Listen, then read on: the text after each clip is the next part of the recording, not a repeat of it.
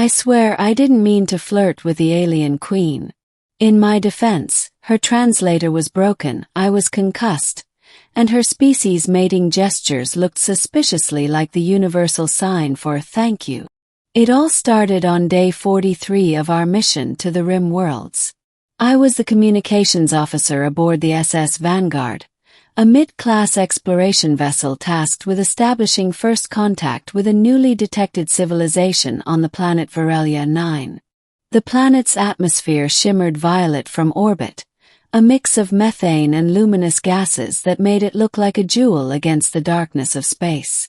The Varelians had already detected our approach and sent a message of curiosity and cautious welcome.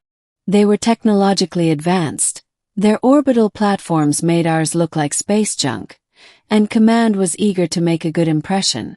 So naturally they sent me, the guy who once accidentally broadcast a karaoke rendition of Space Oddity, to an entire diplomatic convoy. The first encounter. We landed on a crystalline platform suspended over a lake that glowed from beneath, like liquid starlight. The air buzzed with ionized energy, making every hair on my arms stand up. And there she was, the Varelian monarch, Queen Xelura of the Sapphire Hive. She was tall, statuesque, and radiated an aura of both danger and beauty. Her exoskeletal armor shimmered in hues of blue and silver. Her eyes glowed like molten opal, and her voice, when the translator still worked, resonated in harmonics that vibrated my skull. I was supposed to bow, offer the ceremonial gift, and let the captain handle the talking. But when I stepped forward to present our peace crystal, my boots slipped on the slick surface, and I stumbled forward, hands out, trying not to faceplant. Except my hands landed right on hers. The Varelians gasped. Xelura froze, eyes widening, mandibles flaring slightly. I straightened up, stammering an apology. Sorry, Your Majesty. I didn't mean to. Her translator fizzled with static. I thought she said something like, "You have chosen the dance of union." Thinking she was joking, I laughed nervously and said, "Well, who could resist someone like you?" That, as it turned out, was the exact phrase her culture used to initiate a courtship bond. A royal misunderstanding. By the time the translator rebooted, I was already surrounded by Varelian guards, all chittering excitedly. The captain's voice barked in my earpiece. "Rodriguez, what the hell did you just say to her?" I wanted to explain that I was just trying to be polite, but Queen Xelura stepped closer, her gaze softening in a way that made my stomach twist. "Your scent pleases me, human emissary," she said. "You will accompany me to the Crystal Hall. Our union will be sung across the stars." My jaw dropped. Union? Wait, you mean? The translator confirmed it. I had just proposed. Our diplomatic mission went from cautious optimism to full-blown panic in under a minute. Command didn't want to offend her. Varelian weapons technology could vaporize a ship from orbit, so they told me to play along until we can smooth things over.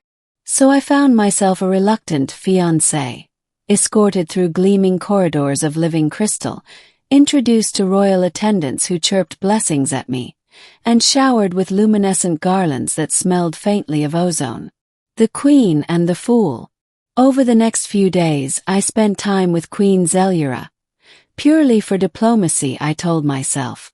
She was intelligent, curious, and surprisingly funny. Varelian humor was strange. They told jokes through patterns of light flashed across their skin. She'd shimmer in patterns I didn't understand, then watch me expectantly. I'd laugh awkwardly and she'd laugh back, the sound like a chorus of wind chimes. We communicated through a combination of broken translation software and improvised sign language. Somewhere in there I started enjoying her company. One evening, as we looked out across the glowing lake, she asked, "Do your people also bind their hearts through touch?" "It depends," I said, smiling. Sometimes just conversation is enough. Her mandibles curved into what I'd learned was a smile. Then our hearts are already entwined. And maybe it was the alien sunset, or the soft hum of the planet's atmosphere. But for the first time I didn't feel terrified. Felt connected. The complication. Of course, the situation couldn't last. Command finally decided to extract me, quietly and diplomatically. They planned to beam me out during the next communications cycle. No confrontation, no offense. I'd be back on the vanguard before she noticed. Except she did notice. The night before the extraction, I was summoned to the Hall of Echoes, a massive chamber filled with pulsating crystals that resonated with psychic energy. She was waiting there, draped in ceremonial armor. "Why do your people prepare to steal you away?" she asked softly. My heart sank. "Xelura, you think me a fool?" I felt the energy shift in the air. "The stars whisper your departure." I tried to explain that the proposal was a misunderstanding, that I wasn't ready for a cosmic marriage ceremony involving telepathic energy merging and shared lifespans. But she only listened in silence. When I finished, she said, "Among my people, words are sacred. You spoke yours with light in your eyes. Was it false light?" I didn't know what to say. Maybe it had started as an accident, but I couldn't deny the connection between us. Still, I was human. She was an alien queen ruling an entire civilization. It was impossible. "Xelura," I said quietly. I meant the kindness behind the words. "But my world isn't yours." She looked away, the glow of her skin dimming to a melancholy gray. "Then I release you, human emissary. But the stars remember what they have witnessed. You will too. The escape and the aftermath." I was transported back to the vanguard that night. No resistance, no retaliation, just silence. As our ship pulled away, I watched the shimmering world recede into the void. The captain clapped my shoulder. "Congratulations, Rodriguez. You managed to flirt with an alien queen and almost start an interstellar incident." "Yeah," I said, forcing a laugh. "Lucky me." But in the weeks that followed, strange things began happening. Our sensors occasionally picked up signals from Varelia 9, encoded messages that translated into melodic sequences, always the same haunting tune. The ship's AI insisted it was some kind of quantum resonance anomaly, but I knew better. One night, unable to sleep, I played the message through my console. The harmonics formed patterns of light, the same shimmering language she'd used when she told a joke. It translated to 3 words. "I still wait." Epilogue. The invitation. Months later, I was reassigned to Earth's Diplomatic Research Bureau. My encounter with Xelura had become a half-classified, half-mocked story in the Fleet archives. The human who almost married an alien queen.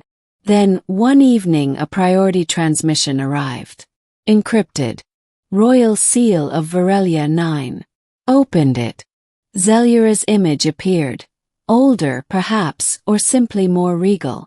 Her voice, translated perfectly now, filled the room. "My chosen," she said. "The stars have aligned once more. Our worlds are ready for unity. You once said you were not prepared. Have waited. Are you prepared now?" Behind her, the crystalline skyline of Varelia shimmered, and beside her throne was an empty seat. I stared at the message, heart pounding. I could almost smell that faint ozone scent again. Maybe it was destiny. Maybe it was madness. But as I reached toward the console, I couldn't help smiling. "Computer," I said, "set a course for Varelia 9. After all, how many men can say they accidentally flirted with an alien queen and ended up accepting her proposal across the stars?"